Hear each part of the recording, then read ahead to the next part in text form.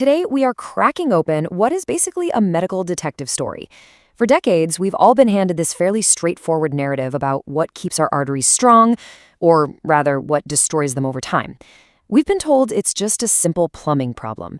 But what if the true story of cardiovascular health isn't just about what's floating around in your blood, but the actual structural integrity of the pipes themselves? Today, we're going to explore this totally fascinating biological blind spot, a missing link that fundamentally changes how we view heart health, plaque buildup, and longevity. Okay, let's dive into this, because this question really challenges everything we think we know. The mainstream notion has almost always pointed the finger squarely at dietary fat and cholesterol as the ultimate enemies of heart health, right? We picture them like this toxic sludge just slowly blocking a pipe. But recent clinical research is forcing us to look a lot deeper. The reality is far more intricate and honestly a whole lot more interesting. It turns out just managing your cholesterol isn't the whole picture. To genuinely protect our arteries, we need to understand what's actually driving the damage on a microscopic level. All right, Section 1, Beyond Cholesterol and Fat. To really get the story straight, we have to look at the vehicles, not just the passengers. These delivery vehicles are called lipoproteins, and they transport cholesterol and triglycerides all throughout your bloodstream. Now, while it's absolutely true that elevated levels of these particles are linked to a higher risk of heart disease, here is the secret. Not all lipoproteins are created equal. The mere presence of these delivery vehicles isn't the actual root of the problem. It's the composition and the function of these particles that play a massive role in whether they cruise harmlessly through your bloodstream or end up crashing into your arterial walls. So, the true danger, it isn't the lipoprotein itself. It's what happens to it. The real villains of our story are oxidative stress and inflammation. Think of oxidative stress kind of like rust developing on a car. When lipoproteins are exposed to severe oxidative stress, they become oxidized. They essentially rust. And this is exactly what turns a totally normal, functioning particle into something highly harmful and inflammatory.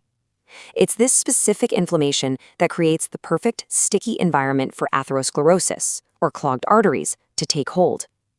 So why does our body even allow this rusting process to happen in the first place? Well, to answer that, we have to rewind and look at our evolutionary history. Moving on to Section 2, the human vitamin C trap. And this brilliantly illustrates our unique vulnerability. Just look at this stark contrast. Most animals out in the wild synthesize their own vitamin C internally, straight from glucose. Because their bodies constantly manufacture this incredibly powerful antioxidant on demand, they maintain super high blood levels, and consequently, they have very low instances of cardiovascular disease. Humans, on the flip side, are at a massive evolutionary disadvantage. Somewhere along our timeline, we completely lost the ability to produce our own vitamin C. We rely entirely on our diet.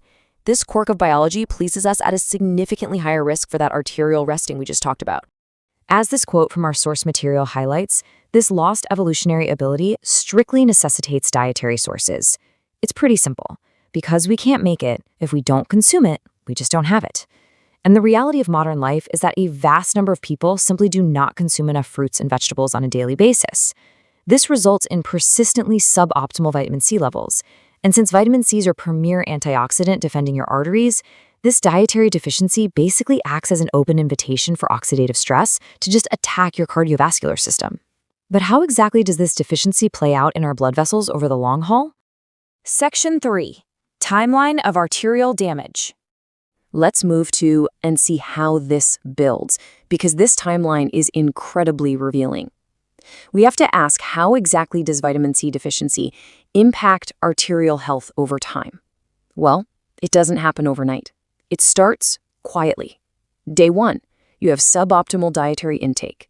Your body's primary antioxidant shield is lowered.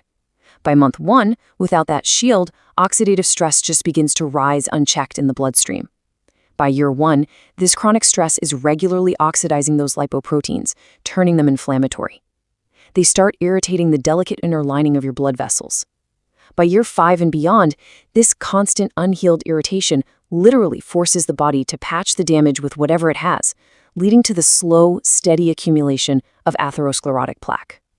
It's basically a slow-motion cascade, driven by a lack of basic maintenance materials. Now, just when you think you've got a handle on the timeline, we have to introduce a surprising plot twist that speeds this whole process up: the hidden thief. That thief is chronic stress. When you are highly stressed, whether that's from a crazy workload, poor sleep, or emotional strain, your body's demand for vitamin C absolutely skyrockets. Your system desperately uses this nutrient to combat the immediate spikes in systemic inflammation and oxidative stress.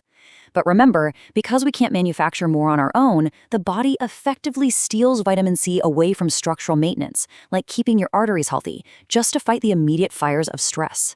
This rapid depletion drastically exacerbates your cardiovascular risk. It acts as a massive accelerant to that timeline we just looked at. But hey, the good news is we aren't helpless victims of evolution or stress here.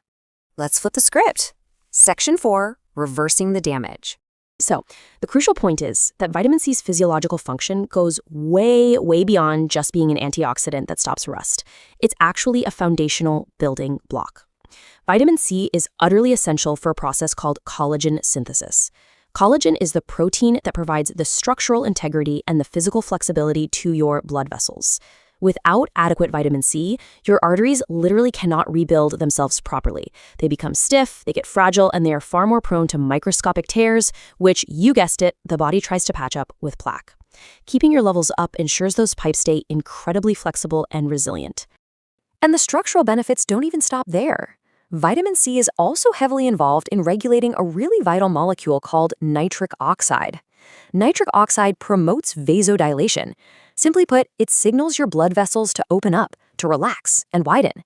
When vitamin C helps maintain robust nitric oxide levels, you get much healthier blood flow, improved circulation, and naturally reduced blood pressure. It effectively takes the physical strain right off your arterial walls.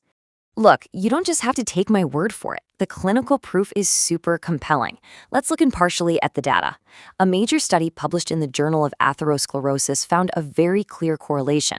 Individuals with higher vitamin C levels in their blood demonstrated a significantly lower risk of atherosclerotic plaque buildup. Furthermore, research out of the American Journal of Clinical Nutrition showed that vitamin C supplementation not only improved arterial wall function in patients who already had existing cardiovascular disease, but it suggested it can actually help reverse some of those damaging effects. By providing the body with the right tools, it quite literally begins to heal itself. Armed with this science, let's get into the most important part of this explainer. Section 5. Your daily action plan. To combat all that oxidative stress and maintain that vital collagen production, you need to deliberately incorporate vibrant, nutrient-rich foods into your daily routine. The best sources are going to be your citrus fruits, oranges, grapefruits, lemons. But definitely don't stop there. Bring in the berries, strawberries, blueberries. Tropical fruits like kiwi, pineapple, and papaya are excellent. And when it comes to veggies, get this. Red and yellow bell peppers actually pack significantly more vitamin C than an orange. Pair those up with leafy greens like spinach, Brussels sprouts, broccoli, and tomatoes, and you are set. Eating a rainbow isn't just a cliche, guys. It is literal arterial armor. Now, what's really interesting about this slide is this specific number, 1,000 milligrams. While a balanced diet is obviously the crucial foundation, the source material notes that for truly optimal heart health, a minimum of at least 1,000 milligrams of vitamin C per day is recommended. Because we deplete it so quickly, especially when we're under stress, reaching this optimal threshold often requires an intentional combination of a highly colorful diet and, for a lot of folks, strategic supplementation. That's how you ensure your arteries have a constant, uninterrupted supply of this critical molecule. Understanding this specific path to heart health opens entirely new doors for preventative strategies. It encompasses so much more than just crossing your fingers and managing your cholesterol numbers on an annual lab report. It's about taking a truly holistic approach, addressing the underlying oxidative stress, and giving your body the raw structural materials it actually needs to thrive. So I'll leave you with this. Are you ready to rethink your long-term wellness and protect your arteries by keeping them truly strong, flexible, and resilient? Thank you so much for joining me for this explainer, and until next time, keep learning and stay healthy.